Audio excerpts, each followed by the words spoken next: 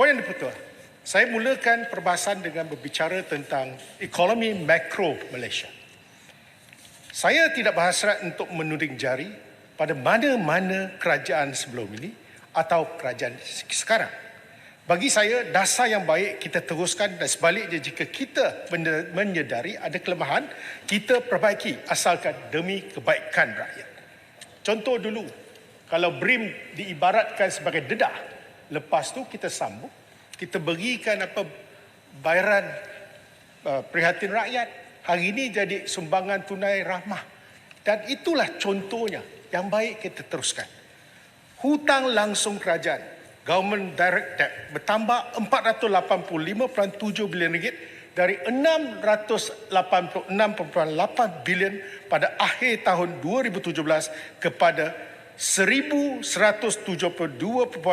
bilion ringgit pada hujung tahun 2023 atau menghampiri 1.2 trilion ringgit.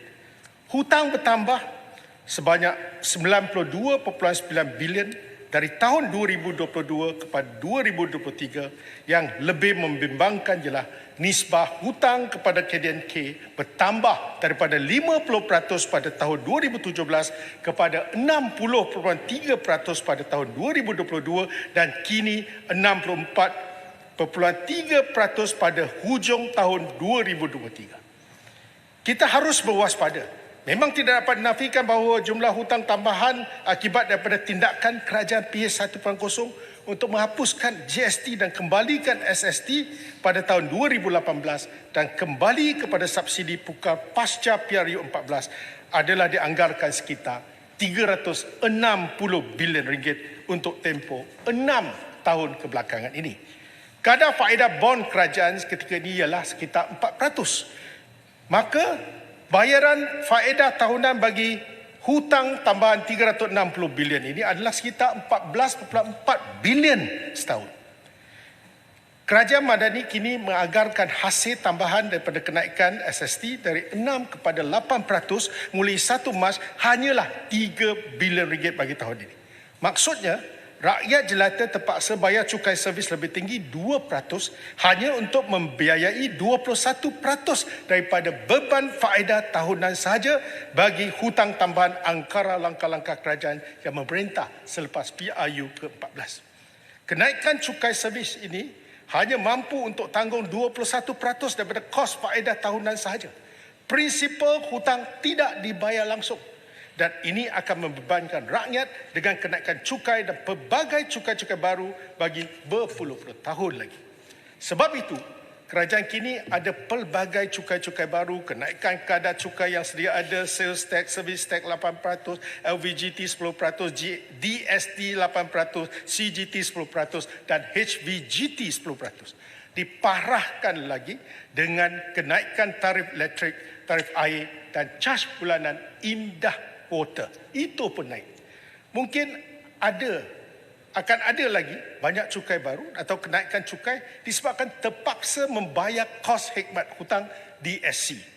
Kos khidmat hutang ini, apa yang paling membimbangkan ialah kos tahunan untuk kerajaan bayar faedah hutang, iaitu kos khidmat hutang atau debt service charge DSC.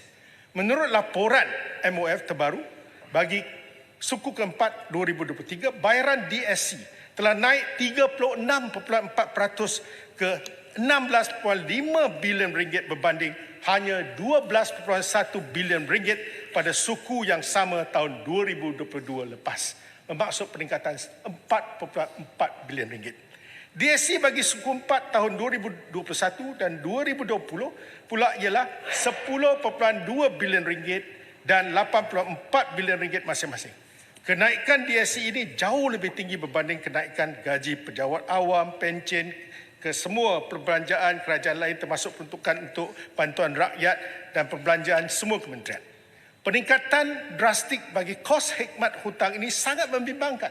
Bayangkan bayaran ialah 16.5 bilion ringgit bagi satu suku tahun 2023 sahaja berbanding bayaran 28.9 bilion ringgit bagi keseluruhan tahun 2017. Memang tidak dapat dinafikan bahawa susulan keputusan kerajaan ganti GST dengan SST dan memulangkan subsidi pukal selepas PRU14 telah menyumbang kepada kenaikan hutang langsung negara seperti mana yang telah saya sebutkan tadi.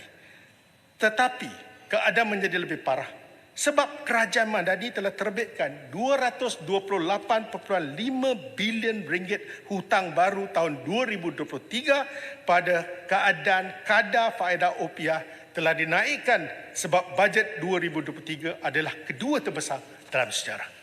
Yang lebih teruk ialah ramalan kadar pertumbuhan KDNK tahun 2023 oleh kerajaan Madani ialah 4.5%. Berbanding dengan realitinya hanya 3.7%, terdapat shortfall yang sangat ketara. Ini menyulitkan situasi kewangan. Kos faedah hutang baru kerajaan kini adalah sekitar 39% bagi tahun lepas berbanding kadar 25 hingga 33% pada tahun 2020 dan 2021.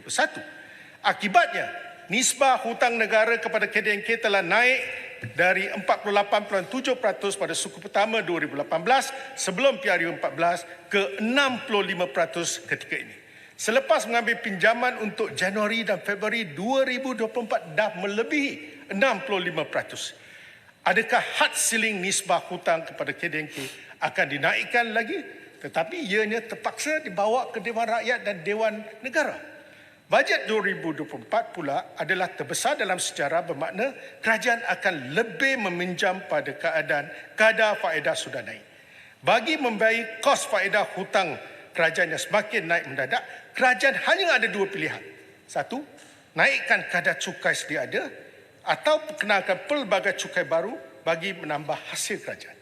Kedua, potong peruntukan untuk bantuan rakyat, subsidi dan perbelanjaan kementerian ataupun kurangkan jumlah pejabat awam atau musnahkan pencen, mansuhkan pencen. Ini yang berlaku sekarang.